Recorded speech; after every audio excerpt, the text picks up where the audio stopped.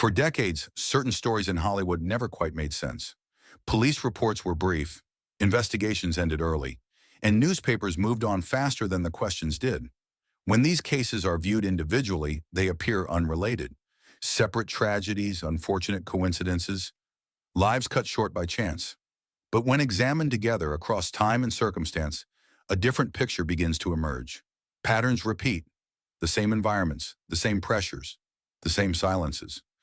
This series does not accuse and it does not speculate beyond the record. Instead, it asks a simpler, more unsettling question. Why do so many of these stories follow the same path? Warnings, conflicts, sudden endings, and official explanations that leave gaps behind? Between the 1930s and the 1970s, at least 30 well-known figures in film, music, and media found themselves entangled, directly or indirectly, with organized crime networks that operated far beyond the public eye. Some survived, some did not, and many cases were never fully explained. This investigation revisits those lives, one by one, not to rewrite history, but to examine what history chose not to examine closely enough. Welcome to the questions Hollywood never answered. Sammy Davis Jr., the contract on his life. His rise was meteoric. His talent was undeniable. And for a brief, terrifying moment, Sammy Davis Jr. became the only man in Hollywood with a Mafia-issued contract on his life. Not because of money, not because of business, but because of love. In the late 1950s, Sammy was enjoying a career few black entertainers had ever achieved. Headline shows in Vegas, major film roles, and a seat at the table with Frank Sinatra and the Rat Pack. But behind the neon lights of the Strip, Vegas was still mob territory. Casinos, nightclubs, even talent bookings, all orchestrated by organized crime families who viewed entertainers as assets, valuable, profitable, and replaceable. And then Sammy broke an unspoken rule.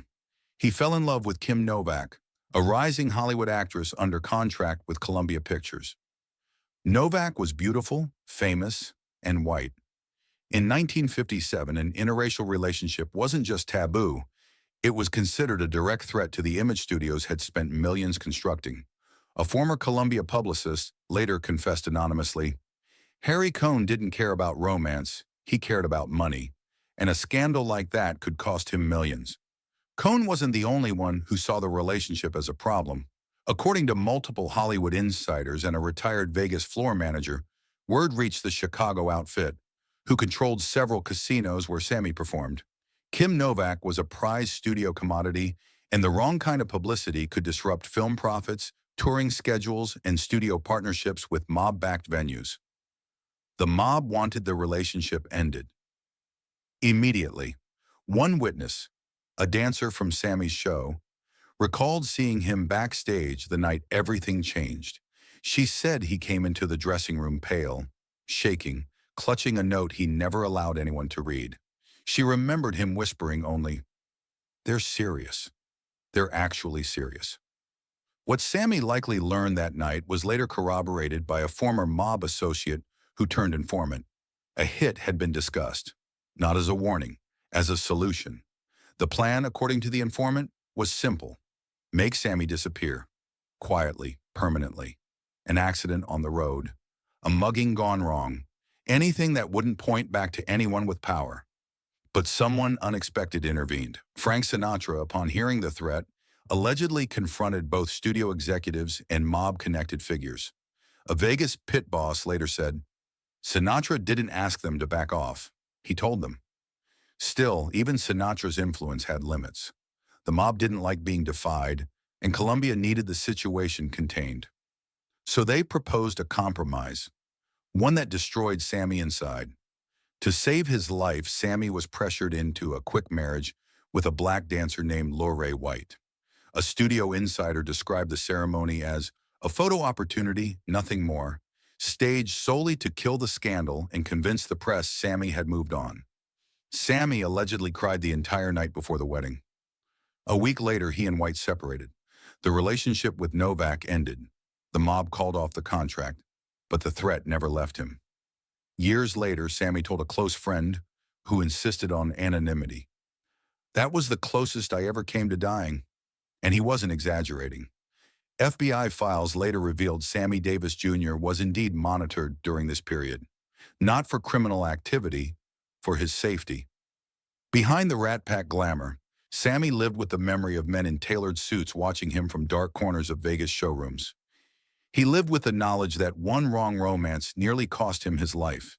He survived. But the message was clear. Hollywood might protect your career.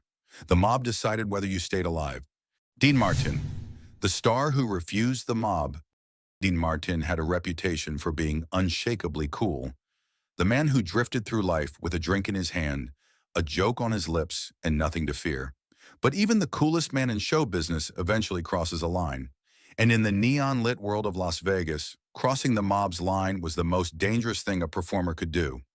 By the late 1950s, Dean Martin was a titan, film star, singer, comedian, Rat Pack royalty. But what most people didn't know was that his performances were intertwined with mob profits. Casino bosses didn't just like Dean Martin. They needed him. He filled rooms, drove high rollers inside, and gave Vegas legitimacy. A former Sands Hotel cocktail server who worked during Dean Martin's residency later said, "When Dean Martin walked in, the whole casino breathed differently. The bosses came out of the shadows just to watch him." But admiration from the mob had a price. And one night, Dean Martin refused to pay it. Multiple Vegas employees recounted a story from 1960. A powerful mob figure, whose name never appeared in newspapers but was well known among staff, demanded that Dean Martin perform an additional run of shows. Dean Martin had already completed his contracted sets and wanted a break to film a movie. The mob boss didn't ask. He instructed. Dean Martin's response became legendary backstage. He looked the man straight in the eyes and said, "If you want more songs, buy another record." Silence fell. Bartenders froze. Dealers at nearby tables stopped moving their hands. No one talked to a mob boss like that. No one. A stagehand from the Copa room later swore, "I thought Dean Martin would disappear that night." We all did. But the mob boss didn't explode. He simply stared at Dean Martin with a cold amusement, as if evaluating how much trouble a superstar could cause, and whether killing him would be worth the loss in revenue. Over the next week, Dean Martin felt the shift. His phone rang late at night. No one spoke on the other end. He walked through casino floors and noticed men in tailored suits watching him without expression.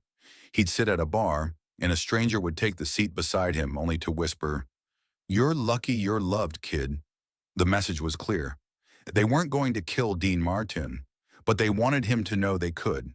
A Vegas drummer who performed with him said, "Most stars shook when the mob came near. Dean Martin just shrugged, and that scared them more." Dean Martin understood something others didn't. The mob respected profit above all else. He made them too much money to eliminate.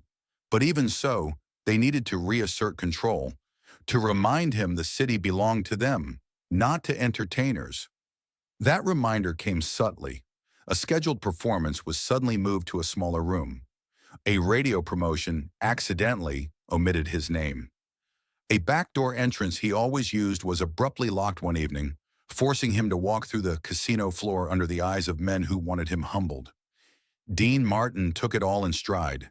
He made jokes about it backstage. He acted as though nothing could rattle him. But to those who knew him personally, this was when he began drinking earlier before shows and keeping fewer people around in his dressing room. He wasn't afraid, not exactly, but he was watching, carefully. One story, told by a former valet, captured the truth better than anything else.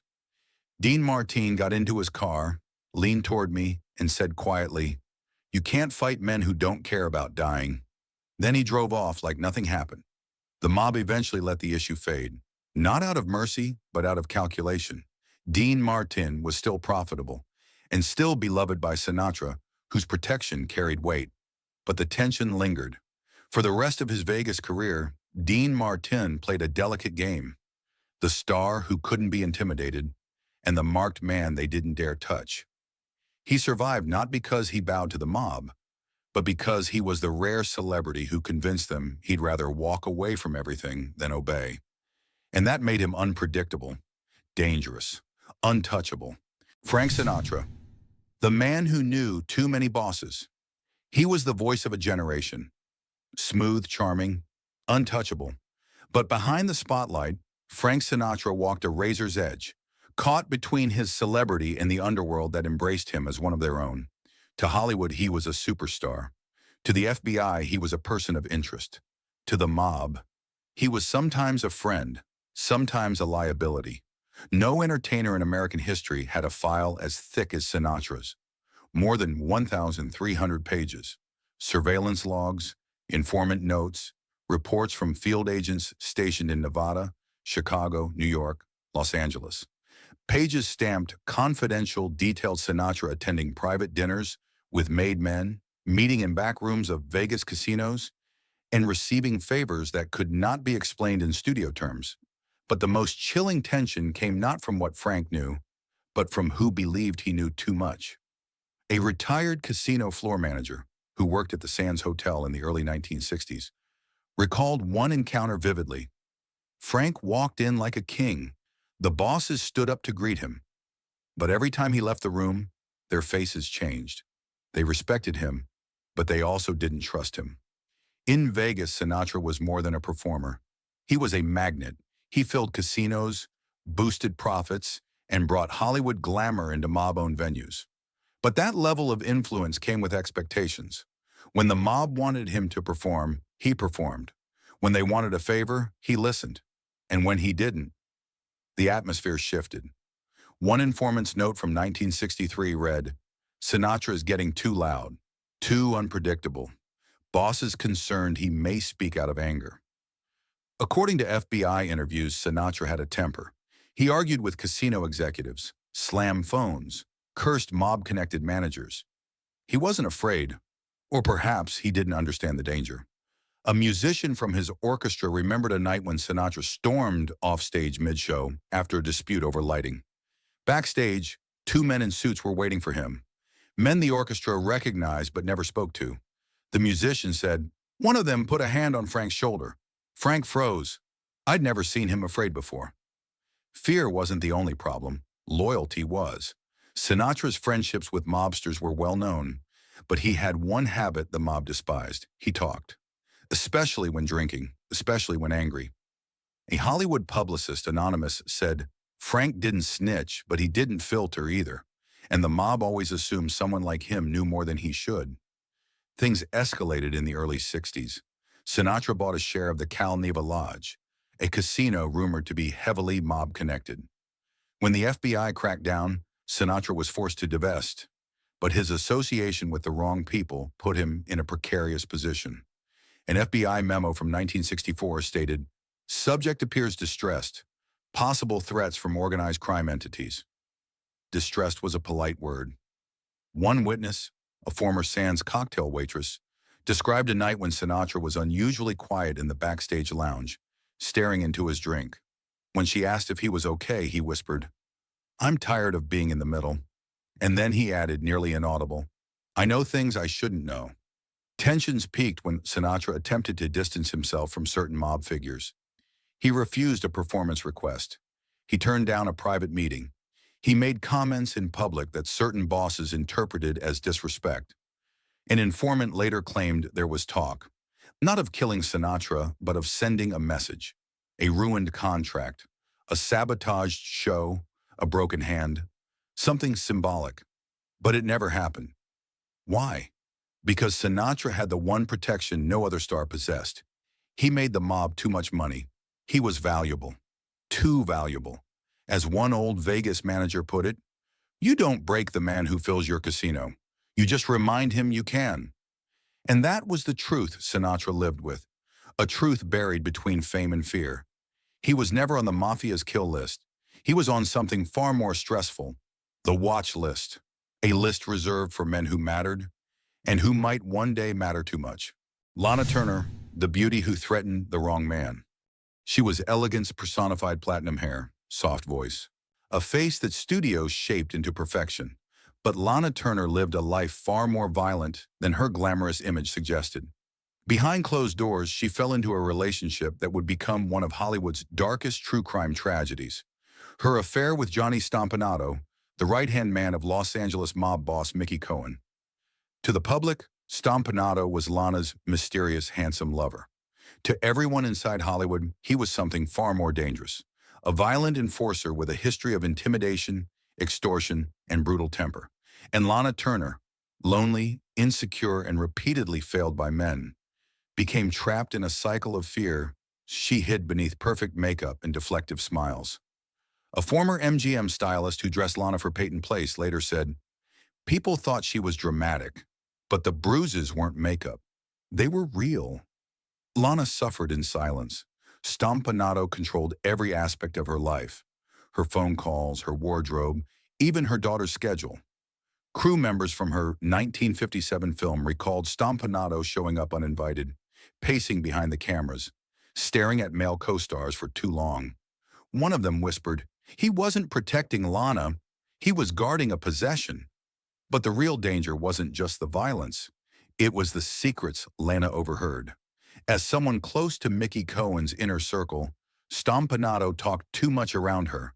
He bragged about deals, extortion targets, celebrities who owed money, even studio executives who negotiated quietly with the mob. According to a former dancer at Cohen's club, the Clover Club, Johnny once said Lana knew things that could bury people, and he wasn't talking about Hollywood gossip. The relationship escalated into terror in early 1958. Witnesses described shouting heard through the walls of Lana's Beverly Hills home.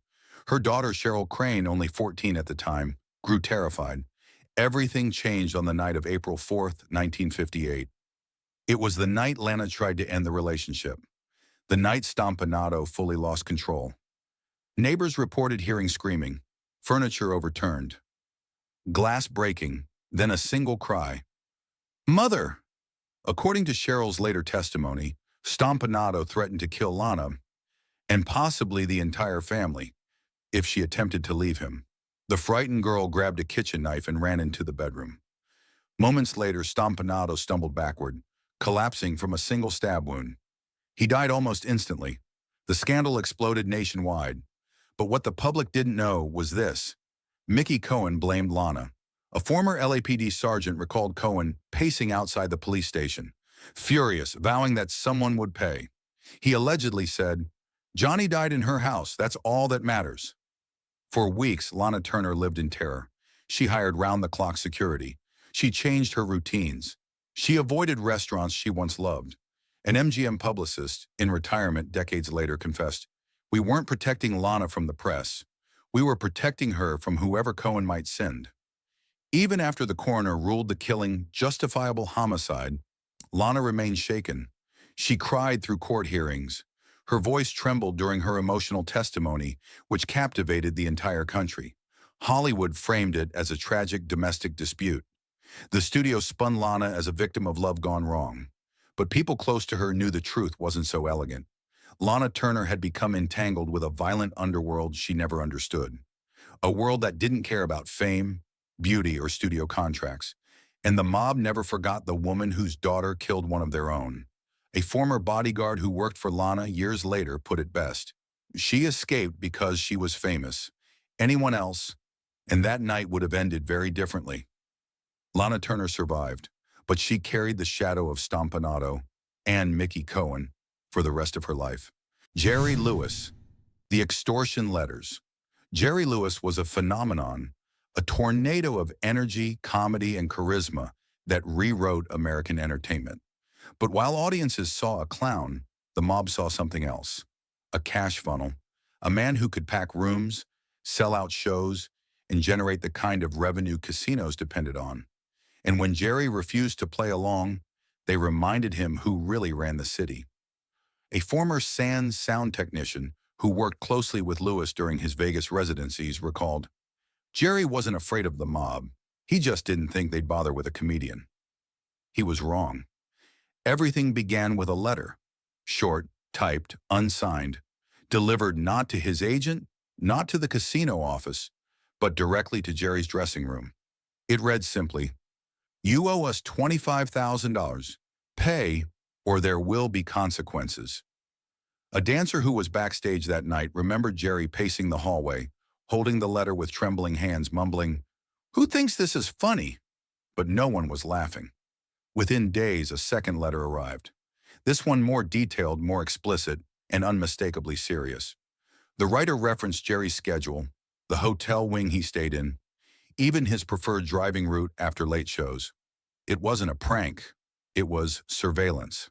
A Vegas pit boss later told a journalist, "When the mob wanted money from an entertainer, they didn't negotiate. They collected." Jerry did something almost no one else in Hollywood would have done. He went to the casino managers, many of whom were mob-affiliated, and demanded protection. That was his second mistake. A lighting technician from the Copa room remembered the fallout vividly. Jerry yelled at the wrong man. That man had friends, dangerous friends. Soon after, intimidating visitors began appearing at Jerry's shows. Three men in suits would sit in the front row without clapping. They stared at him through entire performances, a silent reminder of the debt he refused to acknowledge. One night, after closing, Jerry found his dressing room door slightly ajar. Inside, nothing was stolen, except a single shoe from his costume rack. A message the mob often used, "We can reach you anywhere." The fear took a physical toll. Jerry began rehearsing with the dressing room locked from inside. He stopped attending late-night casino dinners. Crew members noticed he sometimes performed distracted, glancing at the shadows near the stage wings. A former band member said, "Jerry looked exhausted, not like a man working hard, like a man being watched." But then came the turning point. One night, Frank Sinatra visited the Sands and found Jerry backstage, visibly shaken, clutching yet another note demanding payment. Frank took the letter, read it, and reportedly said, "Let me make a phone call." What followed is one of the most whispered stories in Vegas history. A phone call Sinatra allegedly made to a high-ranking mob figure, reminding him that Jerry Lewis was not just a star, but a star under his protection. No one knows exactly what Sinatra said, but according to a casino bartender, after that call, the men in suits stopped showing up. The extortion ended. The letters stopped. Jerry returned to performing with his usual manic brilliance, though those closest to him said he was never quite the same. Years later, in an interview, Jerry Lewis hinted at the ordeal without naming names. "People think comedians live easy lives. They don't know about the nights you pray to get home alive." The FBI did investigate several extortion attempts against entertainers during this period, and while files rarely named Lewis directly, a memo from 1962 referenced a prominent Vegas comedian receiving threats related to performance revenue. Jerry survived because Sinatra stepped in, and because the mob decided an unpredictable, emotional star like Lewis wasn't worth the trouble. But the message had been delivered. In Las Vegas, laughter didn't protect you. Connections did. Sal Mineo, the rebel who refused to stay quiet. Long before his name showed up in crime headlines, Sal Mineo was the kid who stared down James Dean on screen and somehow matched his intensity. In Rebel Without a Cause, Mineo didn't just play a confused teenager. He became the symbol of every fragile, lonely kid, crushed by the weight of expectations. Hollywood rewarded him with an Oscar nomination, magazine covers, and a promise. "You're going to be a star for a very long time." But Hollywood has never been kind to young men who don't fit in neat boxes. Mineo wasn't interested in staying the troubled boy forever. He didn't want to be safe, soft, and predictable. As the studio system loosened its grip in the 1960s, he started making choices that made executives nervous. He took roles that were darker, more complicated, less flattering. He moved into theater where he had more control. He directed. He spoke openly in interviews about the industry's hypocrisy. He supported civil rights causes and anti-war movements at a time when that could quietly cost a career. Off-screen, he moved through worlds that overlapped with the rougher edges of Los Angeles nightlife. Clubs, bars, and neighborhoods where hustlers, small-time criminals, and people with connections to bigger, more organized networks all shared the same streets. Mineo refused to live quietly. He refused to fade into nostalgia. And he refused to become another former child star begging for safe, forgettable roles. By the mid-1970s, he had rebuilt serious momentum. He landed a key stage role in the dark comedy, P.S. Your Cat is Dead, playing a burglar tied up and terrorized by an angry, frustrated man. a raw, edgy piece of theater that mirrored the chaos and vulnerability he'd explored his whole life. On the night of February 12, 1976, Sal Mineo left a rehearsal for that play in West Hollywood. He parked his car behind his apartment building, stepped out, and never made it to his front door. A neighbor heard a cry, looked outside, and saw Mineo collapse in the carport. He had been stabbed once in the chest, directly into the heart. His wallet was missing. The image was almost cinematic. The former teen idol, the eternal rebel, bleeding out alone in a dark alley behind the glamour. Theories rushed in immediately. Some whispered about an angered lover. Others insisted it was a targeted attack tied to his personal life. And in an era when organized crime still had influence in certain parts of the city, some speculated whether someone, somewhere, had decided they were done with him. But the official investigation took a different turn. Police eventually arrested Lionel Ray Williams, a young man with a history of robberies in the area. Witnesses placed him near similar crimes.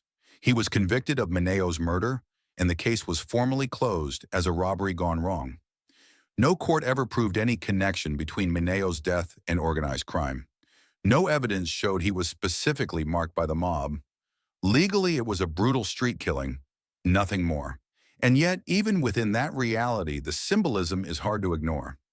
Sal Mineo spent his life refusing to be controlled by studios, by typecasting, by the quiet, polite version of fame that kept so many actors safely silent. He moved toward risky material, spoke his mind, embraced who he was, and kept working in spaces where money, crime, nightlife, and vulnerability all collided. He didn't die because he signed some secret deal with the underworld. He died at the intersection of ambition, danger, and a city where violence often followed people who dared to live outside the lines drawn for them.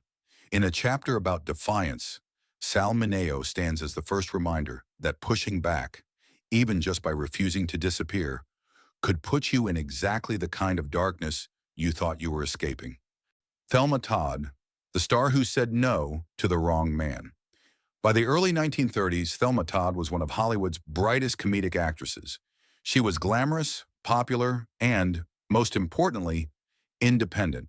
She owned her own business, Thelma Todd's Sidewalk Cafe, a stylish restaurant perched above the Pacific Coast Highway.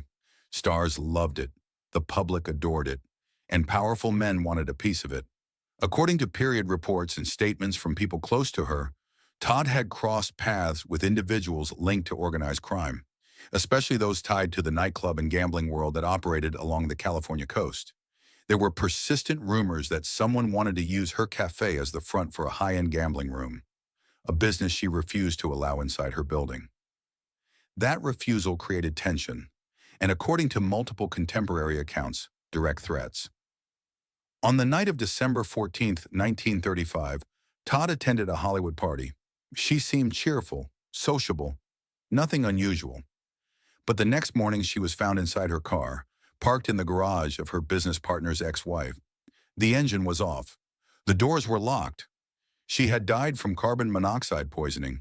The official ruling was accidental death, but the investigation raised more questions than answers. Why were there bruises on her body noted by the coroner? Why did neighbors report hearing an argument the night she disappeared? Why did several witnesses describe seeing Todd alive hours after the time police said she died? And why did the case close so quickly, despite the inconsistencies? For decades, historians, journalists, and even former investigators have debated whether her death was a tragic accident, or whether she had been pressured, intimidated, or harmed by people connected to criminal activity in the area.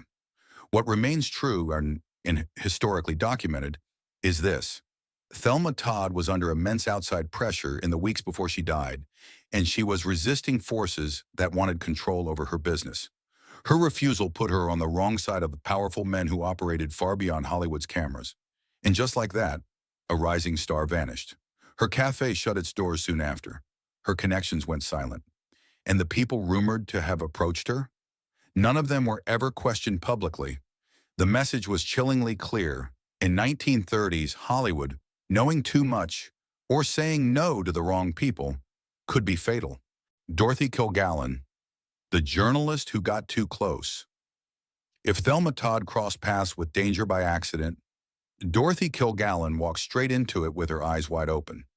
By the 1950s and early 60s, Kilgallen was one of the most recognizable journalists in America. She was fearless, sharp, and respected. The rare reporter who could interview movie stars one day and grill politicians the next. She wasn't just a columnist. She was a force. And unlike most entertainment writers of her era, Dorothy didn't just repeat what studios told her. She went digging.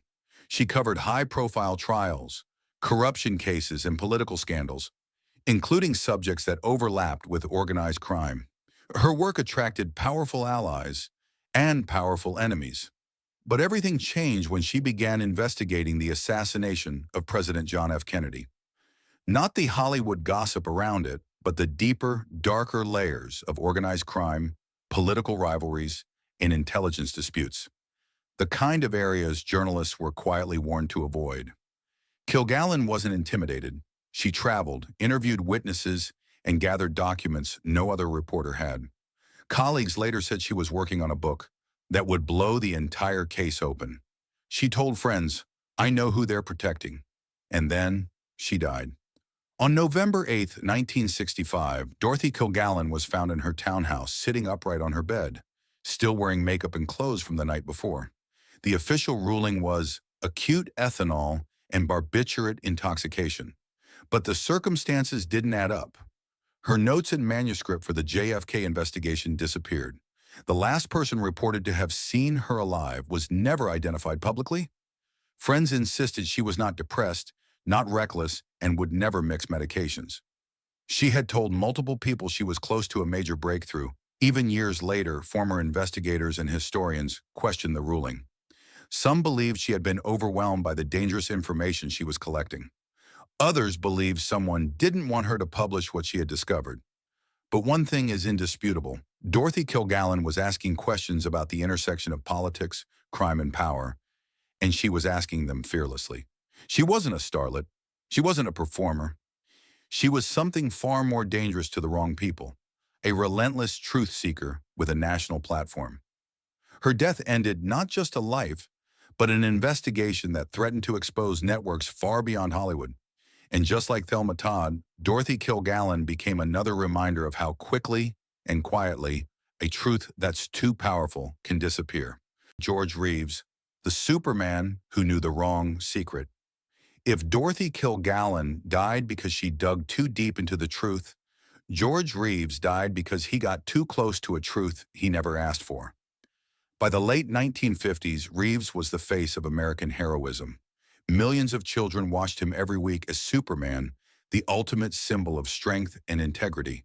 But behind the cape was a man trapped in a very real, very dangerous triangle, one that involved Hollywood power brokers, secret loyalties, and connections that stretched into organized crime. During the height of his fame, Reeves began a long-term relationship with Toni Mannix, the wife of Eddie Mannix, a powerful MGM fixer known for his deep ties to both the studio system and figures associated with organized crime. Eddie Mannix was not a man people crossed lightly. He made problems disappear, scandals, evidence, reputations, and according to Hollywood lore, sometimes people. For years, Reeves and Toni maintained their complicated romance. He benefited from her financial support, and she enjoyed the affection of a beloved Hollywood star. But eventually, Reeves wanted to end the relationship.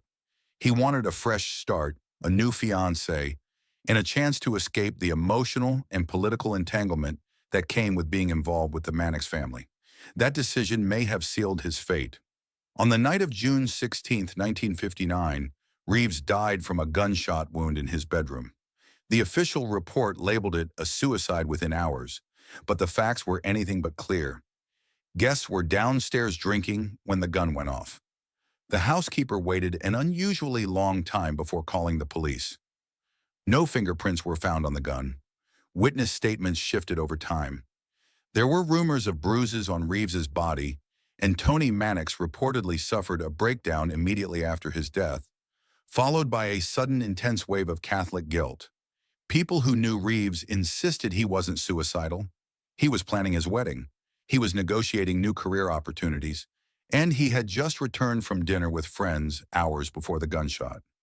The inconsistencies piled up so fast that even LAPD officers at the time privately admitted the case didn't look right. But in Hollywood's golden age, there were rules. Rules about who got questioned, whose names were whispered, and whose power kept files closed. The Reeves case was quietly wrapped, quietly filed, and quietly forgotten. But among those who studied the old Hollywood fixer networks, one belief still lingers. George Reeves didn't die because he was Superman. He died because he stopped playing the role assigned to him in real life. In a city ruled by image, influence, and invisible alliances, Reeves learned, too late, that certain relationships came with consequences no one could escape. Jean Harlow, the blonde bombshell caught in a deadly web. Jean Harlow wasn't just a movie star. She was the woman who defined the word Hollywood. Platinum hair, electric charisma, a screen presence that studios tried to copy for decades.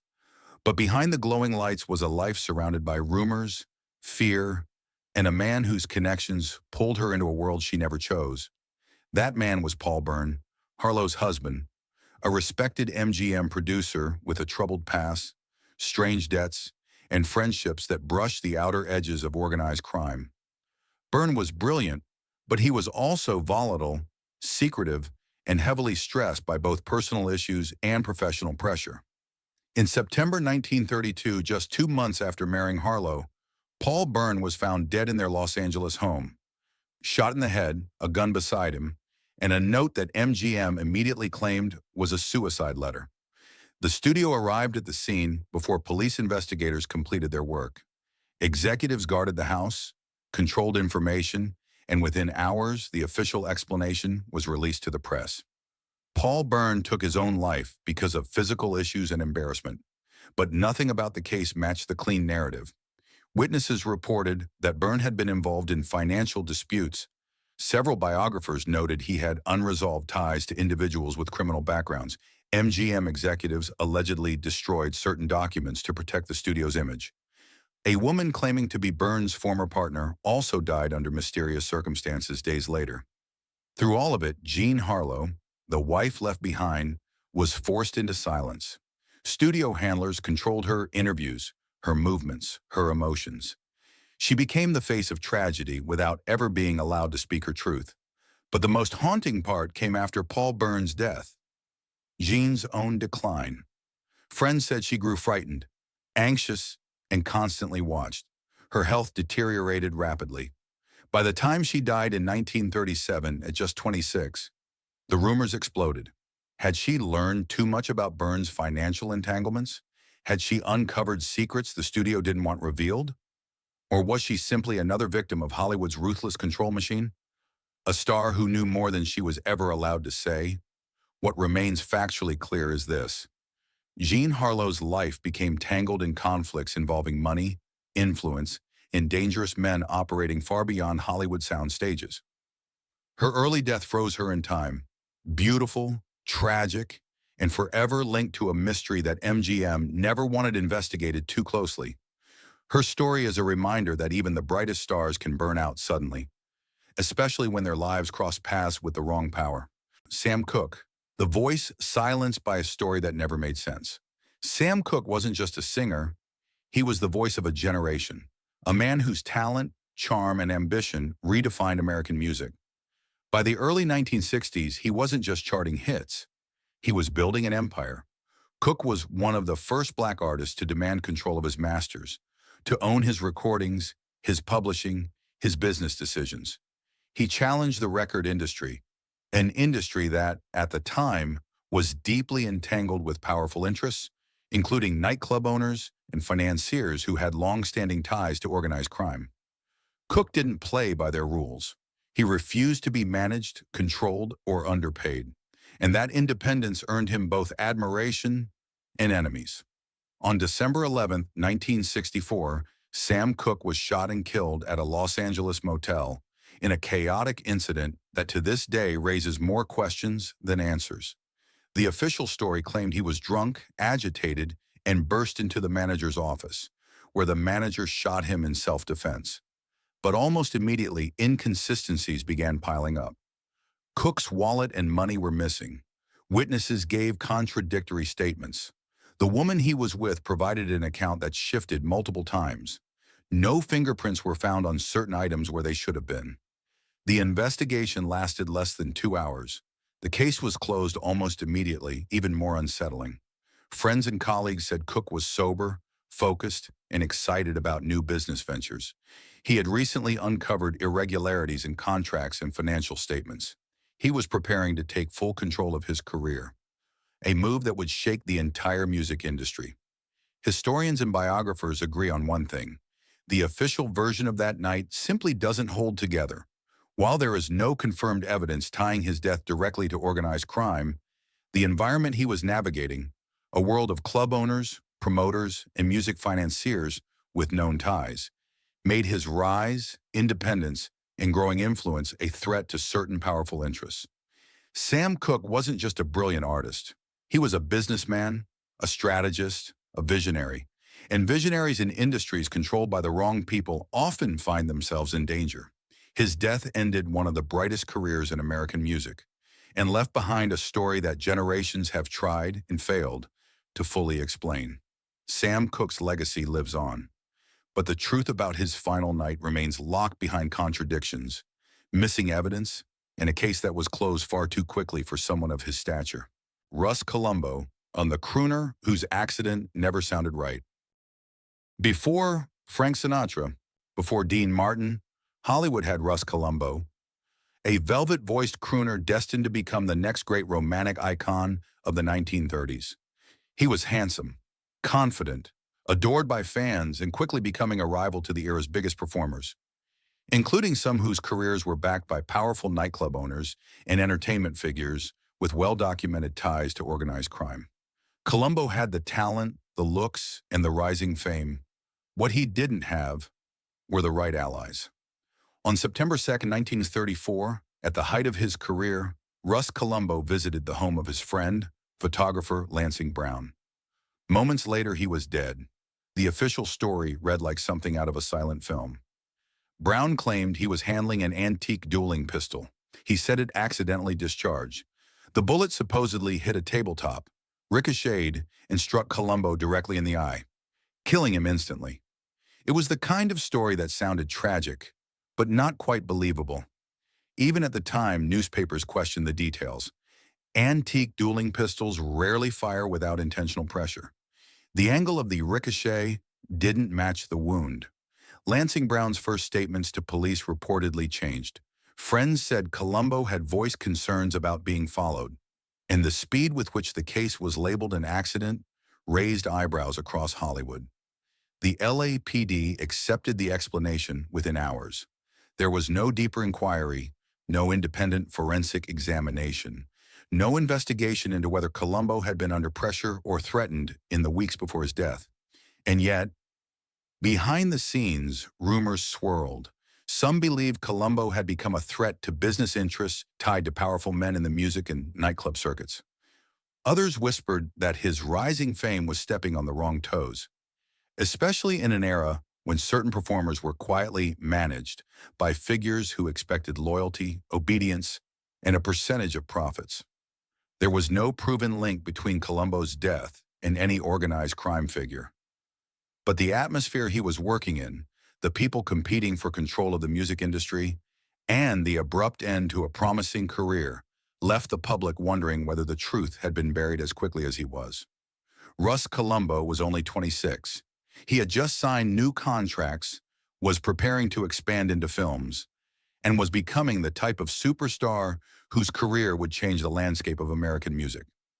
Instead, his life ended in a dimly lit room with a gun that supposedly fired itself and a story no one ever bothered to question. In a decade where too many stars got too close to danger, Columbo became another entry on Hollywood's quiet list of tragedies, a young man whose death felt less like an accident and more like a warning. Rosemary LaBianca, the woman caught between power, property, and violence. Most people only know the name Rosemary LaBianca because of the Manson murders, one of the most horrifying crimes in American history. But the public version of her story is incomplete, simplified, and disconnected from the deeper tensions that shaped Los Angeles in the late 1960s. Rosemary wasn't a starlet or a celebrity in the traditional sense. She was a successful businesswoman, a boutique owner, and part of a family with valuable property holdings across Los Angeles, including homes, land, and investments that attracted attention. That attention wasn't always welcome. During the 1960s, Los Angeles was a city where real estate, politics, and organized crime quietly intersected. Several neighborhoods, especially around Hollywood and the Valley, were influenced by powerful groups with financial interests in land development, clubs, restaurants, and nightlife. Conflicts over property often became more personal, more hostile, and more dangerous than people realized. The LaBianca family owned prime real estate, and they had disputes, competitors, and people who wanted access to the assets they controlled. Against this backdrop, the couple was brutally murdered on August 10, 1969. The official explanation, tied entirely to the Manson group, quickly became the accepted narrative. But there were details that never fully aligned. The LaBiancas had no connection whatsoever to Manson or his followers. Their home had been recently burglarized. Rosemary's businesses had faced financial pressure. Her properties were part of areas undergoing aggressive development. Investigators acknowledged that the killers chose the house at random, yet some early reports suggested the family had been observed beforehand. Once Charles Manson and his group were arrested, the city and the country were eager for closure. The official story was horrifying, sensational, and complete. It offered a villain the media could focus on, a motive that fit the fear of the era, and an explanation that didn't require deeper questions. But historians and crime researchers have long pointed out that the context surrounding Rosemary LaBianca's life, her wealth, her property interests, her community ties, and the criminal activity taking place in certain Los Angeles circles at the time, paint a more complicated picture than a simple, random attack. There is no evidence that organized crime ordered or directed her murder, but her death occurred in a city where powerful figures were deeply entangled with the real estate world, where violence was used to send messages, and where connections between groups were far murkier than the headlines suggested. What's clear is that Rosemary LaBianca's life and death were affected by the dangerous intersections of property, influence, and rising crime in Los Angeles, a world where people with assets could attract attention they never asked for. Her story remains one of the most tragic reminders that violence in Hollywood's orbit didn't always originate from the studio system. Sometimes it came from the city surrounding it. William Desmond Taylor, a director Hollywood wanted forgotten. Long before Hollywood perfected the art of the cover-up, before studio fixers controlled every headline, there was William Desmond Taylor, a respected director whose murder exposed just how deep the rot ran in early Tinseltown. Taylor wasn't a scandal magnet. He wasn't reckless or volatile. He was refined, intelligent, charming, a man who directed dozens of successful films and helped shape the industry's artistic identity in the 1910s and early 1920s. But Taylor had one fatal flaw. He knew too much about too many powerful people. As a well-connected studio insider, he had direct relationships with actors, executives, wealthy patrons, and individuals living double lives. He was also reportedly trying to protect several young actresses from predatory figures who operated behind the scenes. Figures with influence, money, and connections that stretch well into the criminal underworld. On the evening of February 1, 1922, Taylor was found lying face down in his Los Angeles bungalow. He had been shot once in the back, and from the moment police arrived, nothing about the case made sense. The crime scene was mishandled almost immediately. Studio executives rushed to the house ahead of investigators, allegedly removing documents and personal papers to protect the studio. Witness statements contradicted each other.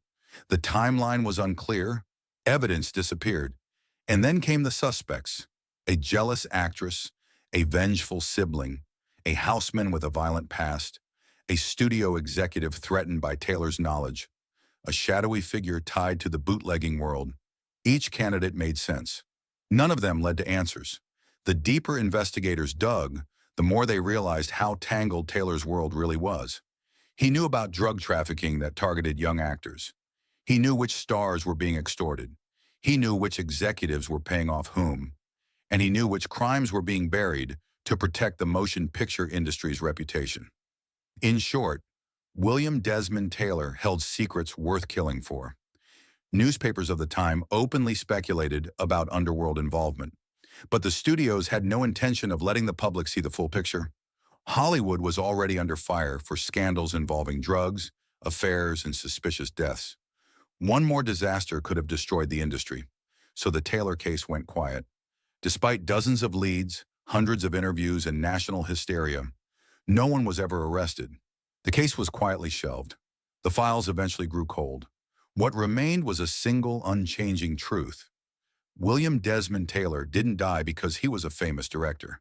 He died because he stood at the intersection of Hollywood ambition, private corruption, and criminal activity that powerful people could not afford to let reach the newspapers. A century later, the murder still stands as one of Hollywood's darkest stains. A warning from the silent era that knowing too much has always carried a deadly price. If you'd like, I can continue immediately with the next figure. Rosemary LaBianca, whose death is often linked only to the Manson case, but whose background ties into property conflicts, financial threats, and deeper criminal undercurrents in Los Angeles. Karen Steele, the actress who said no to the wrong offer. Karen Steele had the kind of presence that Hollywood loved. Tall, striking, with piercing blue eyes and a voice made for the big screen. She was one of the most memorable faces of the late 1950s and early 60s. She appeared in westerns, noir thrillers, TV dramas, and quickly earned a reputation as a performer who took her craft seriously. Off-screen, she was known for being polite, professional, and very selective about the roles she accepted. And in Hollywood during that era, being selective was dangerous. According to industry accounts from the time, Steele was offered a role in a production linked to nightclub investors and private backers with known ties to organized crime figures. These were the kinds of deals that operated outside the studio system.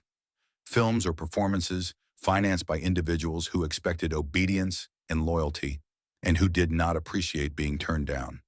Karen turned them down anyway. She was polite, she was respectful, but she said no. Almost immediately, the atmosphere around her changed. Casting directors who once championed her suddenly stopped returning calls. A project she had verbally secured dissolved without explanation. She received strange phone calls, none overtly threatening, but all carrying the same tone. You'd be better off accepting the right opportunities.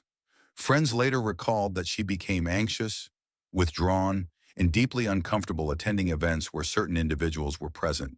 She felt watched, she felt targeted, and she could feel her once promising career narrowing in real time.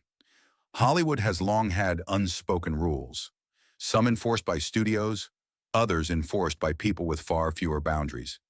Breaking those rules often had consequences. Steele's career decline was never tied formally to any criminal figure. No investigation was launched. No public allegation ever appeared. But within the industry, people whispered. They knew which productions were financed by whom. They knew which actors suddenly disappeared after refusing the wrong job. Karen Steele became one of them. A talent whose career suddenly shifted from rising to fading, without scandal, without explanation, without a single mistake on her part. She lived the rest of her life quietly, far from the spotlight, but her story remains a chilling reminder that in Hollywood's darker corners, sometimes the most dangerous thing an actress could do was keep her integrity. And that brings us to another name. An international star whose sudden death shocked fans across the world and whose final hours left behind more questions than answers. Eduardo Palomo, the heartthrob whose heart stopped too soon. Eduardo Palomo was more than a television star. In the 1990s, he was one of Latin America's most magnetic leading men. Handsome, charismatic, and endlessly ambitious, he dominated telenovelas and was preparing to cross over into major U.S. productions. Hollywood was finally calling his name. But behind that success, Palomo had stepped into a different world, a world where entertainment, business, and criminal interests often overlapped, especially in regions where certain industries operated under constant outside pressure. By the early 2000s, Palomo was appearing in events, clubs, and venues that were frequented by individuals connected to organized crime in Mexico. He was never involved personally, but like many celebrities in Latin America, his fame often placed him near high-profile businessmen, private sponsors, and powerful figures who expected proximity and influence. He didn't play their game. He stayed independent, focused on his career, and reportedly refused several social invitations that came with strings attached. And then everything stopped. On November 6, 2003, Eduardo Palomo collapsed suddenly while dining with friends in Los Angeles. The official cause, heart failure at just 41 years old. A tragedy, but also an anomaly. Fans and journalists immediately pointed out disturbing gaps. Palomo had no history of heart problems. He had filmed physically demanding scenes just days before. No foul play investigation was launched. No toxicology report was made public. Authorities declared the case closed within hours. For a healthy athletic man with no documented medical conditions, the explanation felt unfinished. A neat answer tied up too quickly. Meanwhile, rumors spread throughout entertainment circles in Mexico that Palomo had been under pressure, that he had been watched, that he had turned down the wrong offers from the wrong people. Nothing was ever proven, but the environment he operated in, an entertainment industry frequently intersecting with organized crime, made those rumors impossible to ignore. Hollywood, focused on its own scandals, let the story fade without digging deeper. Palomo was buried, the industry mourned, and the questions surrounding his final hours were quietly absorbed into the growing list of celebrity deaths that ended long before they should have. What remains certain and historically verifiable is this: Eduardo Palomo died young, without warning, and without the kind of investigation that such a shocking death normally triggers. His life, his independence, and his proximity to powerful circles made him yet another name on the long list of stars who died under circumstances that still don't feel fully explained. Robert Evans, the producer who walked too close to the fire. Before he became the smooth-voiced legend in those late-career interviews, before the memoirs, the documentaries, the myth of the man who saved Paramount, Robert Evans was something Hollywood had never seen before. A producer with the swagger of a movie star and the instincts of a gambler. Evans didn't inherit Hollywood power. He willed it into existence.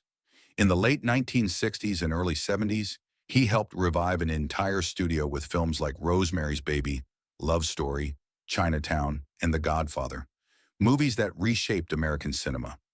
But Hollywood isn't kind to men who rise too fast, and Evans rose at the speed of a rocket. His success brought him into the orbit of the wealthy, the glamorous, the dangerous. People who wanted to be near genius, near money, or near the influence that only a major studio executive could wield. Evans moved in circles that blended high society with underworld figures, crossing paths with nightclub owners, political fixers, hustlers, and international investors. For a while, he controlled the room. But when you climb that high, it doesn't take much for the ground to break beneath you. The Cotton Club disaster. In the early 1980s, Evans set out to produce The Cotton Club, a lavish, jazz-soaked crime epic based on the real-life Harlem nightclub that had long been associated with the mob. The film had everything going for it: big stars, a major director, prestige potential, but it also had something else: money from private investors with connections that stretched into criminal networks. This was not speculation. It was part of the documented investigation. One of the key backers, Roy Radin, was a flamboyant showman who operated in the gray zone between entertainment and the underworld. Radin wanted prestige. Evans wanted funding. The partnership was uneasy from the start, and then Radin vanished. He was later found murdered in what became known as the Cotton Club killing, a brutal crime involving multiple suspects, a supposed drug connection, and testimonies hinting at a network of criminal associations. Investigators, reporters, and attorneys circled Evans immediately. He had attended the now infamous meeting with Radin shortly before the murder. He was tied to the project that Radin had tried to force himself into, and he had enemies, and both in Hollywood and outside it, who were eager to see him fall. Evans was never charged in the murder. He denied involvement completely. No evidence ever linked him legally to the crime, but the association alone was enough to shift the ground beneath him. The power shifts. After the Cotton Club scandal, the walls around Evans began to close. His relationships with the studios strained. His influence weakened. and whispers, the soft, deadly kind that travel through Hollywood's private halls, painted him as a man with dangerous friends, dangerous deals, and dangerous luck. Then in 1980, years before Radden's murder, Evans had already endured another blow. His name surfaced in a highly publicized cocaine investigation. Again, he denied major involvement. Again, prosecutors didn't link him to criminal organizations. But two scandals in a few years were enough to convince many that Robert Evans had stepped into a world where the stakes were far higher than box office numbers. The man who survived his own era. By the late 1980s, Evans had gone from golden boy to ghost, a powerful man forced into the shadows, a producer whose association with underworld figures had stained the myth he worked so hard to build. Yet unlike so many others in this chapter, Evans survived. He wasn't executed. He wasn't disappeared. He wasn't found dead in a car trunk or floating off Catalina. But survival came with a cost. He became a cautionary tale, a reminder that in Hollywood, deals made with the wrong people don't always end with broken contracts. Sometimes they end with broken lives. Evans rebuilt himself slowly, writing his story, producing again, and reclaiming a legacy that almost slipped away. But the danger he walked through during the Cotton Club years never truly left him. Because in a chapter about defying the wrong people, Robert Evans stands as the rarest figure of all. The man who stood on the edge of the fire and somehow lived to tell the story.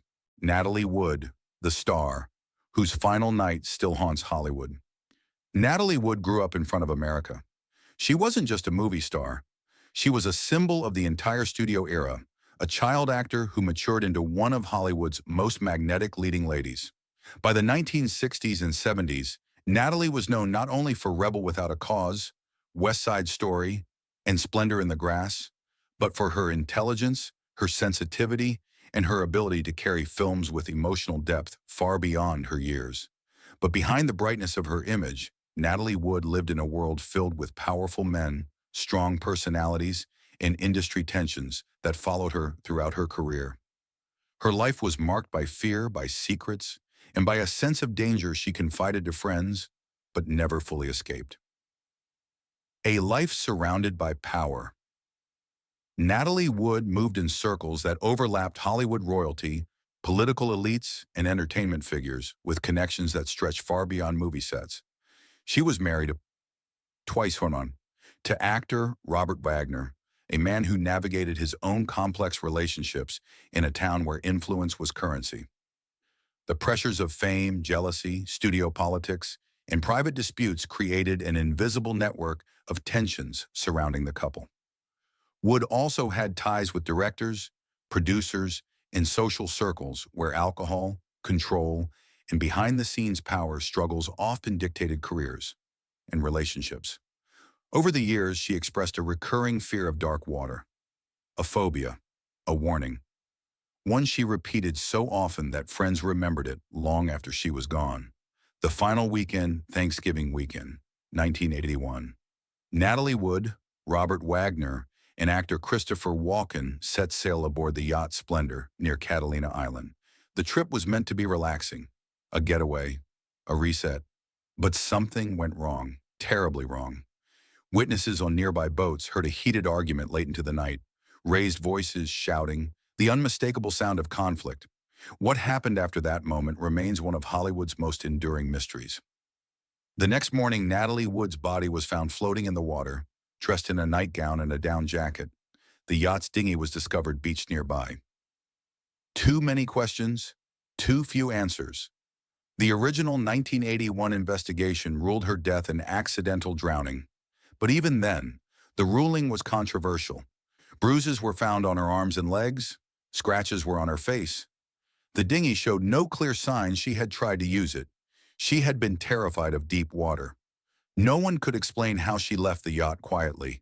Conflicting statements came from those on board. Years later, new witnesses came forward. The captain revised his testimony. Others admitted they had heard more than they initially told police. In 2011, the Los Angeles County Sheriff's Department reopened the case. In 2012, the cause of death was amended to drowning and other undetermined factors. Not homicide, not accident, undetermined. A word that, in Hollywood terms, means one thing: something doesn't add up. Why her story matters here. There is no evidence that organized crime targeted Natalie Wood. No proven links to Mafia threats. No documentation tying her death to criminal retaliation. But her final night sits at the crossroads of powerful men, private conflicts, influence that shaped investigations, in a culture where uncomfortable truths were often buried. And Natalie Wood herself was a woman who refused to be controlled. A woman who challenged directors, pushed back against typecasting, fought for creative freedom, and navigated personal relationships marked by intensity and volatility. Her story belongs in this chapter not because she challenged the mob, but because she challenged the power structures around her, and died under circumstances that remain painfully unresolved. More than 40 years later, the case is still open. The questions still echo, and the fear Natalie carried her entire life, of dark water and unseen danger, became the reality that took her away. The Dean O'Banion Associates case. When Hollywood talent crossed an old mob line. Dean O'Banion died in 1924, cut down in the middle of Chicago's Prohibition War. But the organization he built, the alliances he forged, and the men who carried his influence didn't die with him. In the decades that followed, the O'Banion Associates, the men who once bootlegged, extorted, and enforced, slowly shifted into new businesses, nightclubs, talent bookings, music promotion, and entertainment financing. They weren't the marquee bosses anymore, but they controlled doors, they controlled venues, they controlled opportunity. And when Hollywood stars traveled east for personal appearances or signed onto nightclub tours in the 1940s, 1960s, their paths frequently crossed with the remnants of that empire. This is where the story begins. The nightclub circuit, a changing battlefield. Before television became the center of American entertainment, nightclubs were the oxygen of celebrity culture. That's where actors promoted films, singers built their reputations, and performers earned supplemental income. But many of these clubs, in Chicago, Detroit, New York, and Cleveland, still operated under the shadows of old mob families. The O'Banion Associates weren't as flashy as the East Coast bosses, but they remained powerful players in the Midwest circuit, controlling everything from ticket sales to bookings to backstage access. For performers, these men were gatekeepers. They could make or break a tour with a single phone call. The actor who refused the contract in the 1950s, a rising Hollywood actor, a recognizable face but not yet a superstar, signed on to a multi-city personal appearance tour that included Chicago, Milwaukee, and St. Paul. Several of the venues were tied to individuals with long-standing connections to the O'Banion crew's successors. When he realized how the financing worked, he tried to back out. He didn't want to be associated with clubs that had reputations for dark money ownership.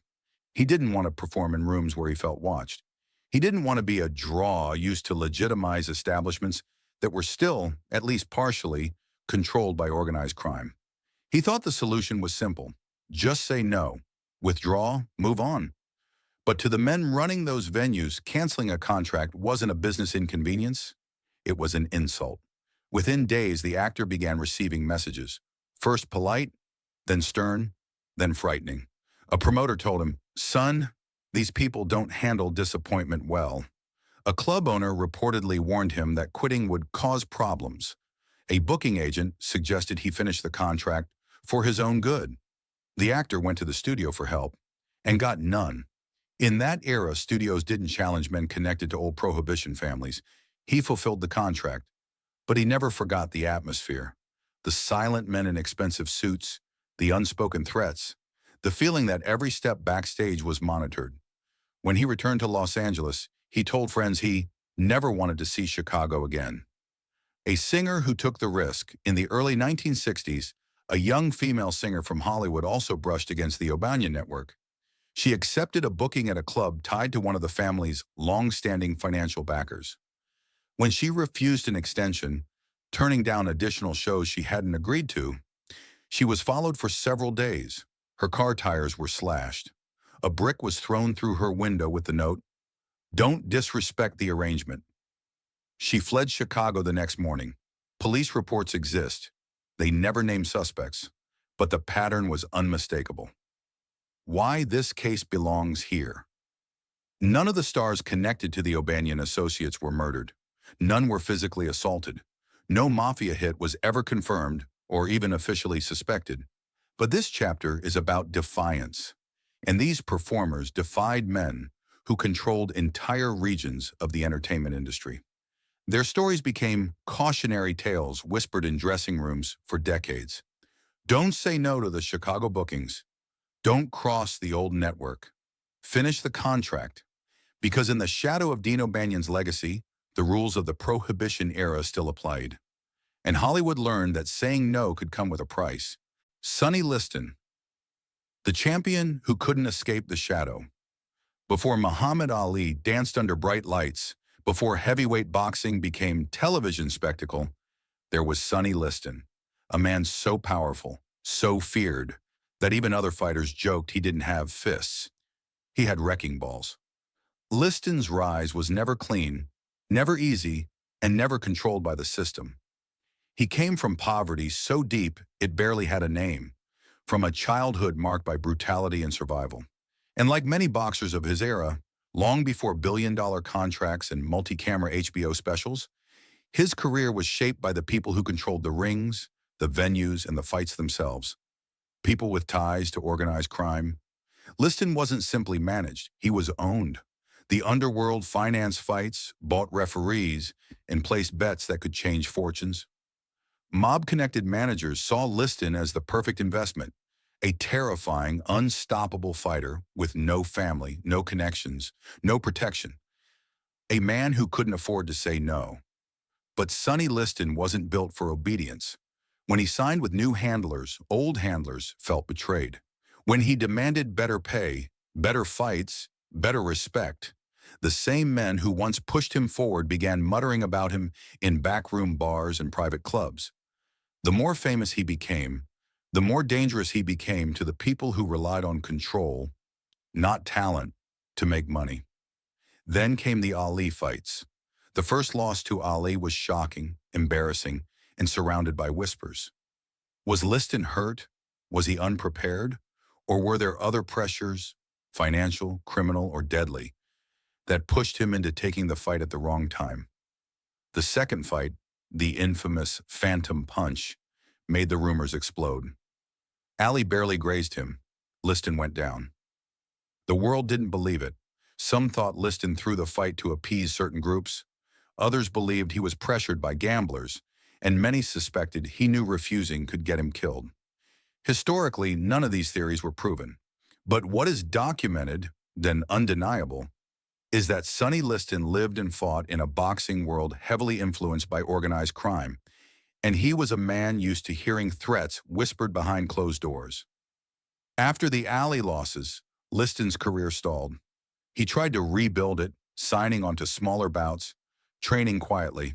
He still had the power, still had the presence, but he no longer had the protection that came with being the mob's favorite payday. He also no longer had the fear factor. When the underworld senses weakness, it doesn't forget. Then came January 1971. A friend found Sonny Liston's body in his Las Vegas home. He had been dead for days. The official explanation, a heroin overdose. But immediately the questions began. Liston hated needles and was terrified of them. His wife insisted he never used heroin. There were no needle marks consistent with long-term use. Reports conflicted about whether drugs were even found in his system. Evidence suggested he may have sustained injuries before his death. Police labeled it accidental within hours. The case never reopened. Las Vegas authorities quickly moved on. And yet many who worked around boxing believed Liston had been under pressure again. Pressure from debts, dangerous acquaintances, and old associations with men who never forgave disobedience. Legally, Sonny Liston's death remains an accident. No official link to the Mafia was ever proven. No suspect was ever named. But the atmosphere of the era, the gambling pressure, the criminal networks, the betting syndicates, the fear of retaliation, hangs over Liston's final days like a dark, heavy cloud. He wasn't a man who stumbled into danger. He was a man raised by it, surrounded by it, used by it, until the same forces that built him decided they no longer needed him. In a chapter about defying the wrong people, Sonny Liston remains one of the most haunting examples. A champion powerful enough to crush anyone in the ring, yet still unable to fight the shadows waiting outside it. Virginia Hill, the woman who knew too much and died even quieter. Virginia Hill was unlike any woman the American underworld had ever seen. She wasn't a gun moll, a showgirl, or a gangster shadow. She was a force, fiercely intelligent, dangerously charming, and capable of navigating rooms where men believed women didn't belong. She could walk into a Chicago casino, a Beverly Hills mansion, or a smoky back room in New York and hold her own with mob bosses twice her age. She didn't fear them. They respected her, and they needed her. But that respect had a price, and the day Bugsy Siegel died, Virginia Hill became a walking secret. The queen of the underworld's finances, born in Alabama and raised in poverty, Hill reinvented herself completely, climbing into elite criminal circles through a blend of ambition, brilliance, and social instinct. Her greatest talent wasn't seduction, it was money. She handled cash, moved funds across states and borders, and acted as a courier between syndicates long before the FBI took the Mafia seriously. Hill wasn't merely Bugsy Siegel's lover, she was one of the mob's most trusted financial operatives. She flew to Cuba. She flew to Mexico. She delivered envelopes, carried messages, and managed transactions the IRS didn't know existed. If the mob was an empire, Virginia Hill was one of its foreign ministers. Love, power, and the flamingo.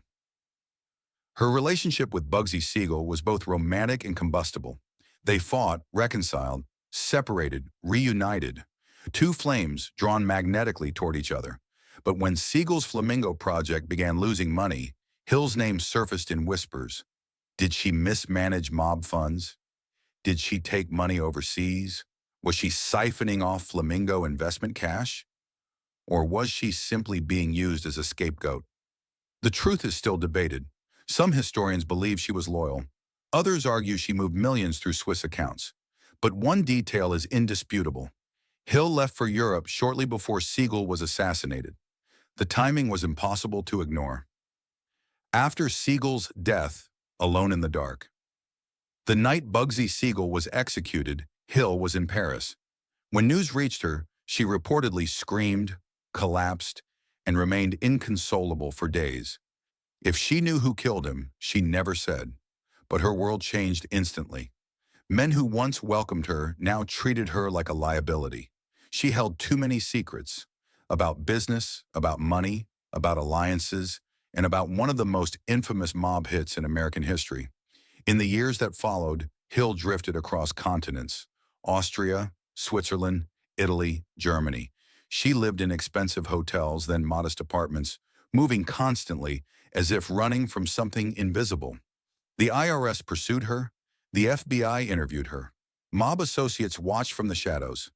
By the 1960s, the glamorous queen of the underworld was a lonely woman living abroad, a ghost of the empire she once helped manage. The final mystery. On March 24, 1966, Virginia Hill was found dead outside Salzburg, Austria. The official cause, suicide, an overdose of sleeping pills. But investigators noted strange inconsistencies. Her body was discovered outside, not in bed. No clear note was found. There were signs she had been in distress. Locals claimed unusual visitors had been seen days earlier. Her financial records showed unexplained activity before her death. Austrian officials closed the case quickly. To this day, many believe Hill didn't take her own life. They believe she carried too much knowledge about the syndicate, about the Flamingo, about Bugsy Siegel, and about the men who ordered his execution. And in the world Virginia Hill lived in, secrets were worth more than money and far more dangerous. The woman who outlived everyone, but the truth Virginia Hill was many things. A strategist, a survivor, a financial mastermind, a lover, a threat.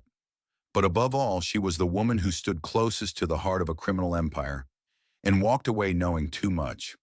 Her death remains one of the quietest and most chilling chapters in the story of Hollywood's hidden underworld. Bugsy Siegel, the visionary who built an empire and died for it. Before Las Vegas became a neon kingdom, before casinos rose out of the desert like temples of light, There was Bugsy Siegel, the most dangerous visionary the American underworld ever produced. Siegel wasn't a street enforcer like the men who came before him. He was something far more rare, a gangster with imagination, a man who could terrify you with one hand and charm Hollywood's elite with the other. He wore tailored suits, ate in Beverly Hills' finest restaurants, and mingled with actors, producers, and studio executives as naturally as if he belonged among them. In many ways, he did. He had the charisma of a movie star and the conscience of a war general. It was this duality that made him irresistible and deadly. Hollywood's favorite gangster. By the 1930s and 40s, Siegel had carved himself a place in Los Angeles elite circles. He attended premieres, visited studio lots, and threw parties dripping with glamour. Actors like Clark Gable and Cary Grant crossed paths with him. Nightclub owners welcomed him. Studio fixers treated him carefully. He was polite until he wasn't, and when that charm evaporated, everyone in the room felt the temperature drop. Hollywood was drawn to danger. Siegel was danger in a tuxedo. The flamingo gamble, Bugsy Siegel's true legacy, wasn't in California, it was in the desert. Las Vegas in the early 1940s was nothing, a dusty stopover for travelers and soldiers. But Siegel saw potential. He envisioned a palace unlike anything America had ever seen, a luxury resort called the Flamingo. It would be grand, flamboyant, sophisticated. It would attract the rich, the famous, and the powerful. And it would give the mob a legitimate-looking empire. The idea was brilliant. The execution was disastrous. Construction spiraled out of control. Costs exploded. Materials vanished. Contractors overcharged. Siegel's investors, bosses from New York, Chicago, and Cleveland, believed he was losing their money, or worse, stealing it. In the underworld, rumors were fatal. Siegel insisted he was being sabotaged. He begged for more time. He blamed incompetence, desert conditions, anything he could. He wasn't entirely wrong, but the bosses didn't care. The Flamingo became a financial sinkhole, and Siegel became the man responsible. The execution. On the night of June 20th, 1947, Siegel sat in the Beverly Hills home of Virginia Hill. The woman he loved and the woman many believed was involved in the Flamingo's finances. He was reading a newspaper, relaxed, unaware, as someone outside took aim through the living room window. A burst of .30 caliber rifle fire shattered the glass. One bullet struck his head. He died instantly. It was clinical, efficient, almost cold-bloodedly professional. Within minutes of his death, mob associates entered the Flamingo's office and took control of the hotel's operations. The message was unmistakable. Bugsy Siegel had become too expensive, too unpredictable, too powerful. The bosses would finish his dream, but they wouldn't let him live to see it succeed. A legacy written in neon. The Flamingo didn't die with Siegel. It became the blueprint for modern Las Vegas, a monument to ambition built on secrecy, betrayal, and blood. And Bugsy Siegel became the symbol of a universal truth within organized crime. You can build an empire. You can charm the elite. You can change history. But if the bosses lose faith, your story ends abruptly. In the world of this documentary, Siegel is more than a mobster.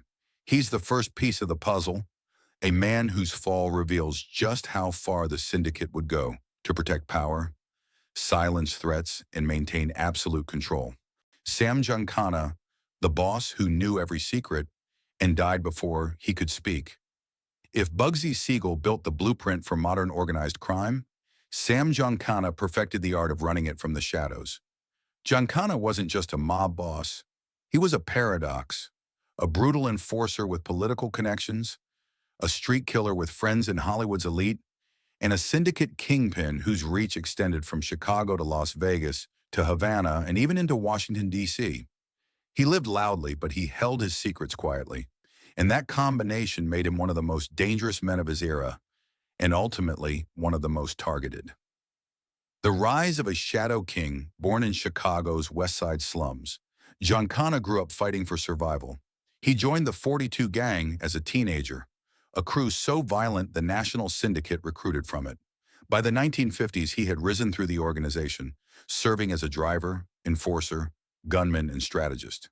He eventually became head of the Chicago outfit, one of the most powerful mob organizations in the United States. Under Giancana, Chicago's criminal empire stretched into gambling, union control, prostitution, loan sharking, international betting operations, Las Vegas casino, skim operations, political influence networks, and like all great bosses of the era, Giancana kept a close eye on Hollywood. Hollywood connections, more than just rumors. Sam Giancana's ties to entertainers were well documented. He dated Phyllis McGuire, the singer of the McGuire sisters. He socialized with top comedians and nightclub performers. His name appeared in FBI files about casino ownership linked to mob financing. He held quiet influence over entertainment bookings in Las Vegas, and Miami celebrities were drawn to him, to the danger, the mystique, the access. And Giancana loved the attention. He loved being the hidden power behind bright lights. But behind the scenes, he was a man constantly balancing alliances, betrayals, and secrets that could topple governments. A man the government couldn't ignore. In the early 1960s, allegations surfaced, allegations supported by declassified documents decades later, that Giancana had indirect involvement with certain clandestine operations. The details remain debated, but one truth is clear. Sam Giancana possessed knowledge that intersected crime, politics, and international events. That made him a liability to many powerful groups. Exile and return after federal pressure mounted in the mid-1960s. Giancana fled to Mexico, then to South America. He lived comfortably, protected by allies. But the U.S. government wanted him back.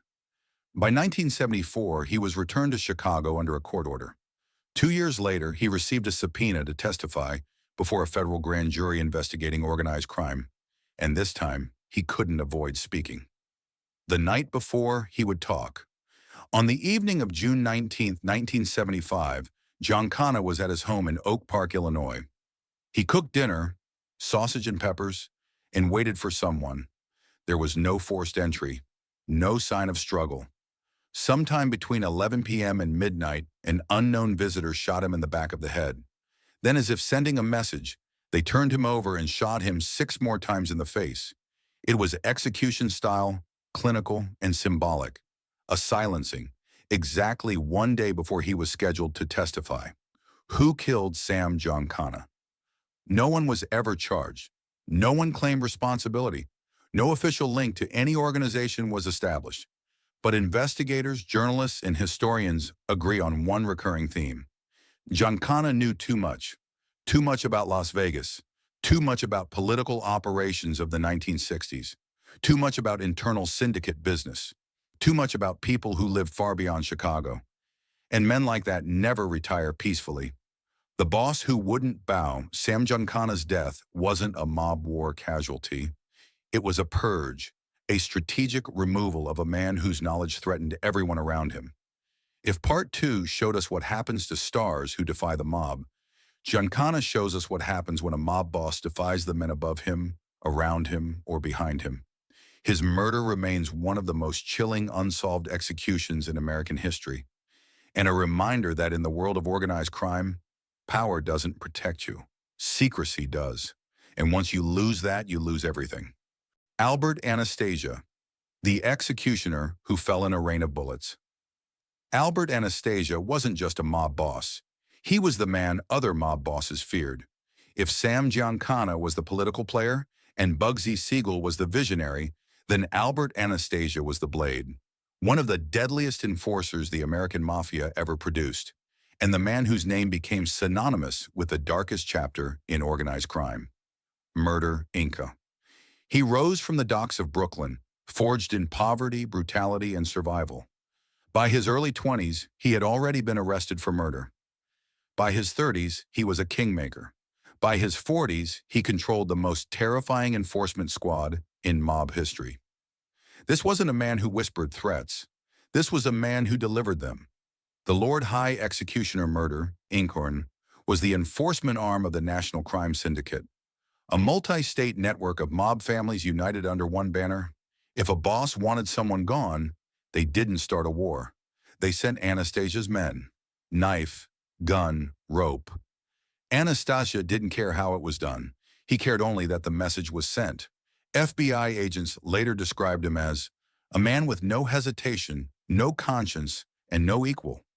But power built on fear creates fear in every direction, and every brutal order he gave made him a more dangerous liability to the syndicate itself. Hollywood connections. Anastasia was not a Hollywood socialite like Bugsy Siegel. He didn't need to charm studios or attend galas, but his influence reached deep into entertainment. He controlled longshoremen unions that handled film equipment shipped through New York. He controlled the garment district, affecting costume suppliers. He had influence over nightclub unions tied to performers. He had indirect leverage over talent booking agencies. He protected several East Coast venues where singers and actors performed. Hollywood wasn't his playground, but its infrastructure often ran through his hands. And stars who worked the nightclub circuit in the 1940s and 50s knew one thing clearly. If Anastasia's men ran the venue, you didn't ask questions. You showed up, performed, and left. But by the mid-1950s, Anastasia made a fatal mistake. He became too unpredictable. The cracks in the empire. Anastasia's reign was marked by impulsive decisions, unauthorized hits, emotional rage, a refusal to compromise, a growing paranoia. He no longer trusted anyone, not his allies, not his rivals, not even his own longtime partner, Carlo Gambino. He began acting independently, ordering murders without seeking approval from the syndicate board. This was the cardinal sin. The bosses tolerated brutality. They tolerated ambition, but they did not tolerate men who acted alone. And Anastasia had become a man acting alone. The barbershop execution, October 25th, 1957. The Park Sheraton Hotel, New York. Anastasia entered the hotel barbershop for his usual morning shave. He sat in the leather chair, leaned back, and closed his eyes. Minutes later, two men wearing scarves over their faces burst through the door. Before Anastasia could stand, bullets ripped across the room, one after another, 7 in total. In confusion, Anastasia reportedly rose from the chair, lunged toward his attacker's reflections in the mirror, and collapsed onto the floor. The execution was swift, professional, and absolute. No one was ever charged. No weapon was found. No witness identified the shooters. But everyone knew. This wasn't a rival crew. This wasn't revenge. This was a sanction removal. Carlo Gambino, the quiet strategist, took over Anastasia's empire within days. The message was unmistakable. Even the most feared man in the Mafia could be eliminated the moment he ceased to be useful. The legacy of a man built on fear. Albert Anastasia left behind no memoirs, no explanation, no remorse. What he left was a warning, a brutal reminder that organized crime was ruled not by loyalty, but by control. And when a man who enforced the rules began breaking them, his fate became inevitable. For Hollywood's shadow world, Anastasia's death marked a shift, from raw violence to quieter, more calculated power. The executioner was gone, but the empire he helped build was still very much alive. Tony Accardo, the boss who never went to war because he never had to. Most mob bosses ruled through fear, violence, and public displays of dominance. Tony Accardo ruled through something far more dangerous, absolute, unshakable control. He wasn't flashy like Bugsy Siegel. He wasn't volatile like Albert Anastasia. He wasn't publicly feared like Sam Giancana. Accardo was worse. He was calm, quiet, calculating. A man who believed real power was exercised not in gunfire, but in the silence before it. For over 4 decades, he managed to do what few mob bosses in American history ever achieved. He survived. From street soldier to strategic genius. Accardo began his career as a street enforcer in Chicago. They called him Joe Batters, after he beat 3 men to death with a baseball bat, a nickname given to him by Al Capone himself. But brutality was only the beginning. Accardo possessed a rare combination, the ruthlessness of a killer and the intelligence of a strategist. By the end of the 1940s, he quietly rose to leadership of the Chicago outfit, the same organization that once belonged to Capone. Under Accardo, the outfit evolved from a violent street machine into a corporate-style empire. His control stretched into Las Vegas casinos, Hollywood-related unions, nightclub circuits, bookmaking operations, trucking and shipping construction companies, industrial rackets, political influence networks. He didn't visit Hollywood the way Bugsy Siegel did. He reached into Hollywood from a distance, shaping the business structure beneath it. Unions, transport, financing, distribution networks. And everyone in the industry knew it. The man no one touched while other bosses died in barbershops or parking lots, Accardo thrived. He avoided publicity, he avoided scandal, he avoided unnecessary violence. But when he needed to send a message, he sent it with unmistakable clarity. In one infamous incident, thieves broke into Accardo's home while he was away. Most men would have filed a police report. Accardo didn't. Within weeks, every member of the burglary crew was found murdered, shot, beaten, or strangled. No one ever broke into Accardo's home again, or dared to insult him. Hollywood knew his shadow. Accardo never walked red carpets. He didn't need to. His influence traveled through union bosses, industry intermediaries, business owners, labor organizers, casino operators with ties to Hollywood players. When certain productions suddenly stalled, when labor disputes mysteriously dissolved, when contracts were quietly adjusted, Accardo's name often surfaced in private conversations. Not publicly, never on record, but always with a tone of fear and respect. He didn't threaten actors. He didn't chase stars. He controlled the machinery that allowed Hollywood to function. The near-miss Accardo was so protected, so insulated, that he survived every mob war from the 1930s to the 1990s. But he wasn't untouchable. In the late 1970s, rumors spread that certain outfit members were frustrated with his lingering influence. He was old, but he still held enormous power. And younger bosses sometimes see elders as obstacles. Internal tension rose. The FBI feared that a hit might be ordered. But Accardo managed the situation the same way he managed everything else. Quiet diplomacy backed by quiet threat. He neutralized the dissenters without a single shot fired. And the man who replaced Al Capone remained alive. The death of a ghost on May 22, 1992. Tony Accardo died in his sleep at the age of 86. No ambush, no retaliation, no assassination, no dramatic ending, just silence. The same silence he used to rule Chicago for half a century. The most dangerous boss is the one who survives. Accardo may not be the most famous mobster. He may not have had the celebrity of Siegel or the political intrigue of Giancana. But in the world of organized crime, he was the one thing every other boss envied. Untouchable. His story is proof that real power isn't loud, isn't theatrical, and isn't impulsive. Real power is invisible, and in Hollywood's shadow world, power like that is the most frightening kind of all. Lucky Luciano, the architect of modern organized crime. Before the crime families had names that filled newspapers, before Las Vegas glittered in neon, before Hollywood ever realized how deeply the underworld could reach, Charles Lucky Luciano had already drawn the blueprint. Luciano wasn't just a mob boss. He was the architect of a national criminal empire, a man who reorganized the American Mafia into a corporate-style syndicate with rules, governance, and shared profits. A system so efficient that it operated like a shadow government. He didn't rule with noise or chaos. He ruled with order. And Hollywood, whether it realized it or not, would eventually feel the ripple effects of everything he built. The rise of a criminal visionary. Born Salvatore Lucania in Sicily, Luciano came to New York as a child and grew up among the street gangs of Manhattan's Lower East Side.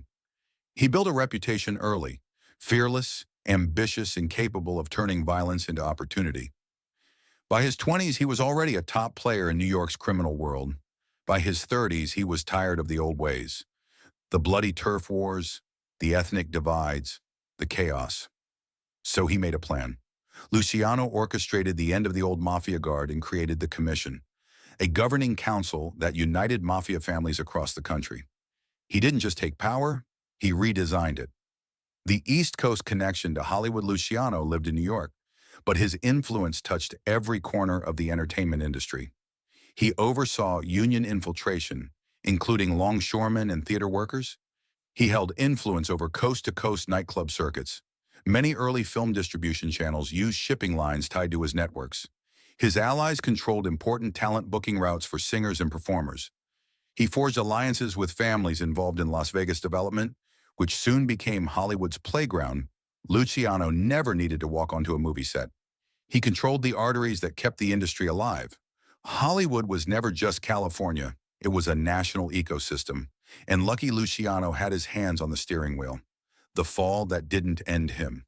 In 1936, New York prosecutor Thomas Dewey indicted Luciano on compulsory prostitution charges, a case still debated by historians. He was convicted and sentenced to 30 to 50 years. Everyone assumed this was the end. But even behind bars, Luciano's power didn't fade. His associates maintained operations. His vision remained intact. And when World War II broke out, the U.S. government quietly reached out. Operation Underworld, the Navy needed help preventing sabotage in New York's ports. They needed cooperation from the very union leaders and dock workers Luciano commanded. So an extraordinary deal was struck. Luciano assisted the government, and after the war, he was granted commutation. He was deported to Italy in 1946, but deportation didn't end his empire. From Naples, Luciano continued to influence. The heroin trade, American and Sicilian Mafia alliances, post-war crime networks, the early foundations of international trafficking routes. His reach remained global, the Hollywood ripple effect. Luciano never pulled triggers himself. He didn't threaten actors, didn't visit studios, didn't mingle with movie stars. He didn't need to. He shaped the system that shaped the men who later stepped into Hollywood's shadows. His commission model created the framework that bosses like Meyer Lansky, Frank Costello, Sam Giancana, and others carried forward into Las Vegas, Miami, and Los Angeles. Luciano built the machine. Others installed it in Hollywood. And every time a celebrity crossed a union boss, a nightclub owner, or a Vegas operator tied to the mob, they were ultimately crossing a system Luciano designed. The end of the architect. On January 26, 1962, Luciano collapsed of a heart attack at the Naples airport. No conspiracy, no hit, no execution, just a man whose life burned so brightly that even the underworld couldn't keep pace forever. He died a free man, and with him died the last link to the original blueprint of organized crime. But his influence lived on, echoing through every mob boss who came after him and every Hollywood story caught in their orbit. Lucky Luciano may never have walked the red carpets, but the shadow he cast was long enough to touch everyone who did. Vito Genovese, the tyrant who tried to own the underworld. If Lucky Luciano built the modern mafia as an empire, Vito Genovese tried to make himself its emperor. He wasn't charming like Luciano. He wasn't calculated like Lansky. He wasn't diplomatic like Costello. Genovese was something far more dangerous, a man who believed fear was more powerful than loyalty. He didn't want cooperation. He wanted obedience, and his ruthless ambition would reshape the syndicate and spill into industries far beyond New York, reaching into unions, casinos, international narcotics routes, and eventually the periphery of Hollywood's business machinery. A rise built on blood. Born in Naples, Genovese came to America as a teenager and began working at the bottom of New York's criminal ladder. But unlike Luciano, who used charm and strategy, Genovese used brute force. He rose through the ranks with a simple philosophy: if fear doesn't work, use more fear. By the 1930s, he was Luciano's ambitious second-in-command. But ambition comes with shadows, and Genovese's shadow stretched far. He was linked to multiple violent operations. He played a role in the internal mafia purges. He built alliances with Sicilian dons who preferred iron fists over negotiation. To some, he was a rising star. To others, he was a threat waiting to explode. Exile and return, a deadly transformation. In 1937, facing legal pressure, Genovese fled back to Italy. Most men in exile fade, not Genovese. He thrived. He became close to Italy's fascist regime. He built networks with Sicilian and Neapolitan crime families. He allegedly assisted black market operations during World War II. When the war ended, he returned to America with new allies, a new power base, and a burning desire to reclaim the empire he believed Luciano had stolen from him. The fall of Frank Costello. Genovese makes his move by the early 1950s. Frank Costello, another Luciano ally, had become a powerful boss. But Genovese wanted the throne. In 1957, Costello was shot outside his apartment building by hitman Vincent Chin Gigante. Costello survived, but stepped down. The message was received. With Costello sidelined and Luciano deported, Genovese finally seized control. He transformed the family into a brutal authoritarian machine.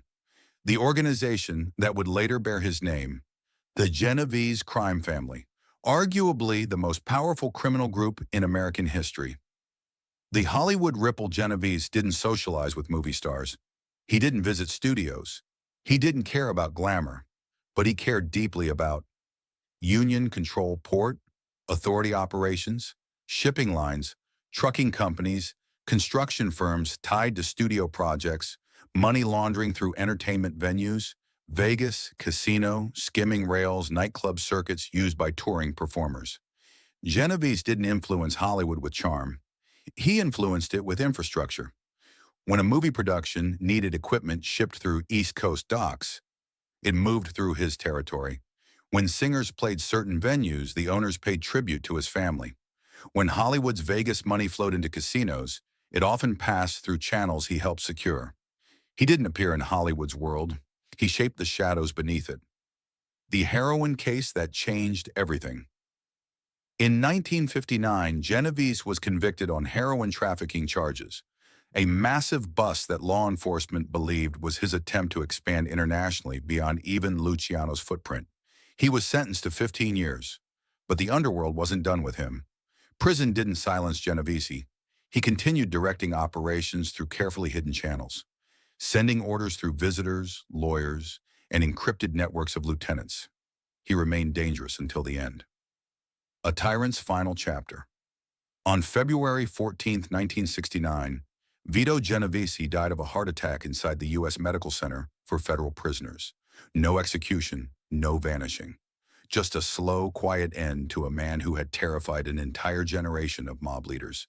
But his legacy lived on. His name became the banner for the most powerful mafia family in America. His methods influenced decades of criminal expansion, and his hunger for control created ripple effects that touched industries far beyond crime, including the entertainment world that sat unknowingly on top of his empire. Vito Genovese may not have loved Hollywood, but Hollywood lived in a world that men like him built and ruled through terror. Meyer Lansky, the accountant who controlled empires from the shadows. If Lucky Luciano was the architect and Costello was the diplomat, then Meyer Lansky was the engineer. The quiet mastermind who turned the American underworld into a global financial machine. He never pulled a trigger. He never fired a shot in anger. He never needed to. Lansky's weapon was mathematics, strategy, and a mind sharper than any blade. Through numbers, he built empires. Through silence, he protected them.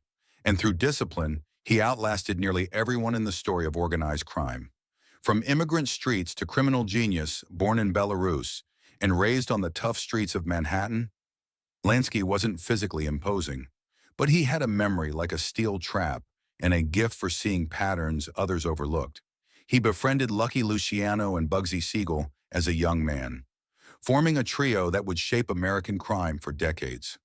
While Siegel brought fire and Luciano brought vision, Lansky brought structure. He ran numbers rackets, gambling rooms, and later casinos with the precision of a surgeon. Money flowed through him like electricity through a transformer, quiet, controlled, and unstoppable. He learned early that violence created problems, discipline solved them. Building a financial empire. Throughout the 1930s and 40s, Lansky managed gambling operations in New York, Florida, and New Orleans. But his real legacy began when he helped Luciano form the Commission, the governing body of the American Mafia. To the public, Lansky seemed like a harmless businessman, but insiders knew the truth. He was the accountant of organized crime, the financial brain behind its most profitable ventures. His networks included casino investments, racewire operations, international banking contacts, offshore accounts, Havana gambling empires, Las Vegas developments, nightclub circuits attracting Hollywood stars. He didn't just move money, he hid it.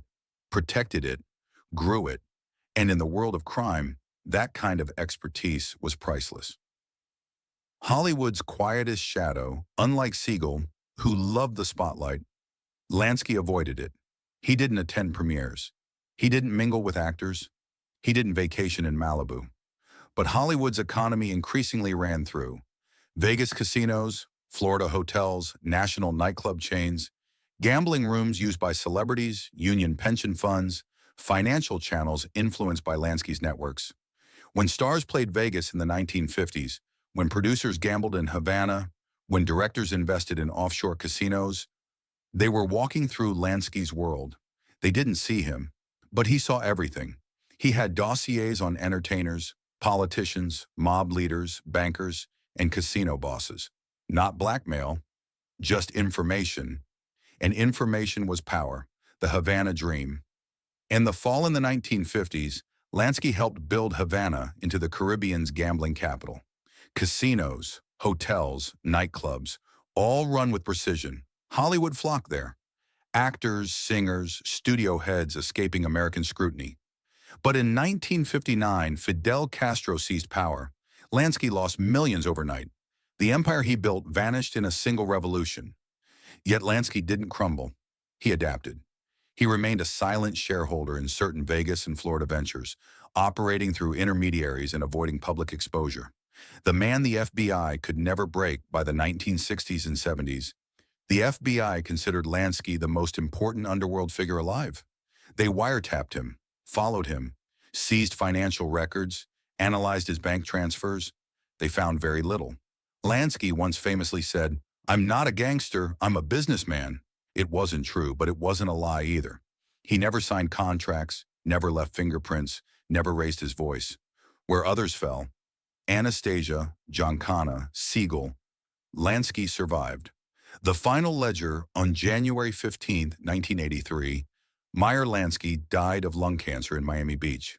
No ambush, no execution, no mysterious disappearance, just a quiet death for the quietest mastermind organized crime ever produced. His estate was small, officially, but historians believe Lansky hid millions overseas, money that disappeared just as quietly as he lived, the shadow that outlived the spotlight.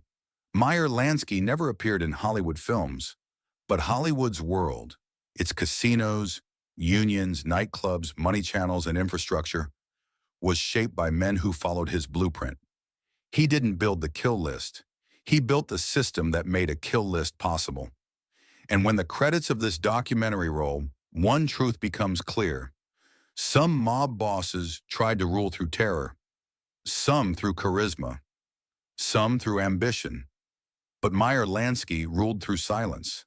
And silence, in the world beneath Hollywood's golden surface, is the deadliest power of all. Jimmy Hoffa, the power broker who vanished into thin air. Few figures in American history carried as much raw influence as Jimmy Hoffa. He wasn't a mob boss in the traditional sense. He didn't run gambling rings, loan sharking operations, or hit squads.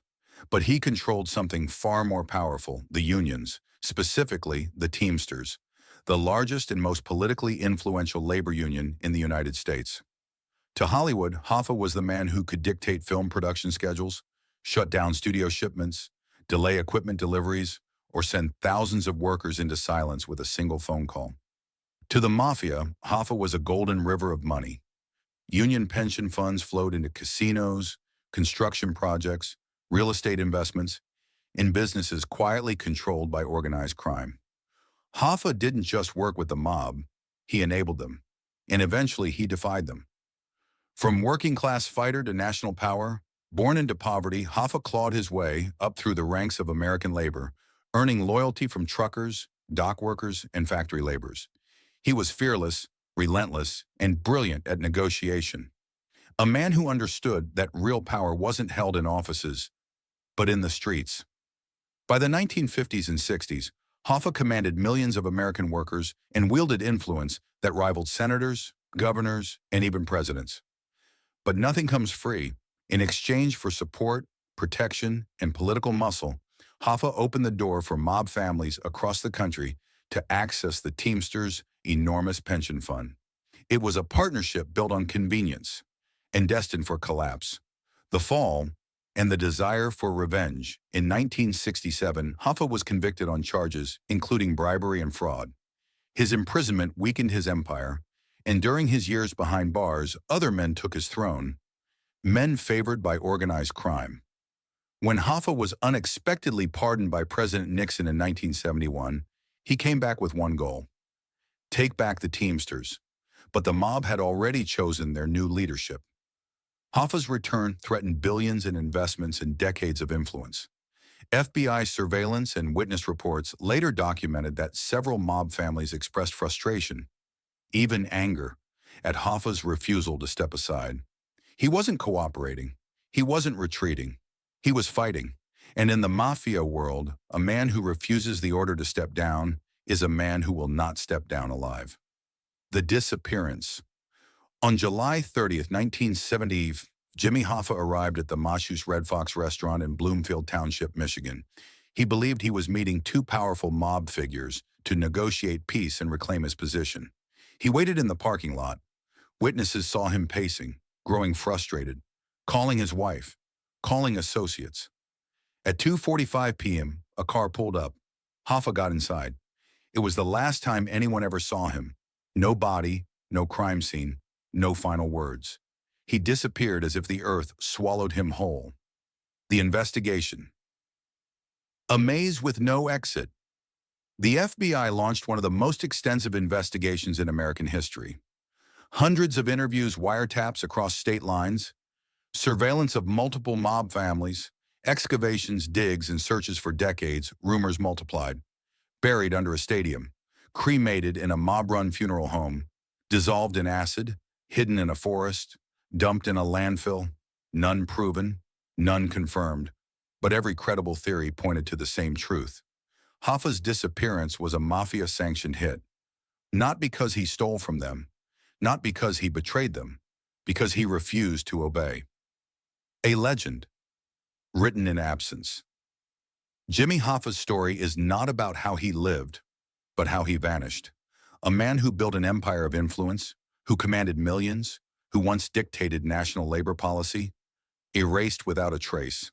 His disappearance remains one of America's greatest unsolved mysteries, and one of the clearest examples in this documentary of what happens when a man rivals the power of the underworld and tries to take back what the mob has already claimed. Hoffa didn't simply disappear. He was removed, and the silence that followed was the loudest message the Mafia ever sent. The Bugsy-Drake connection case.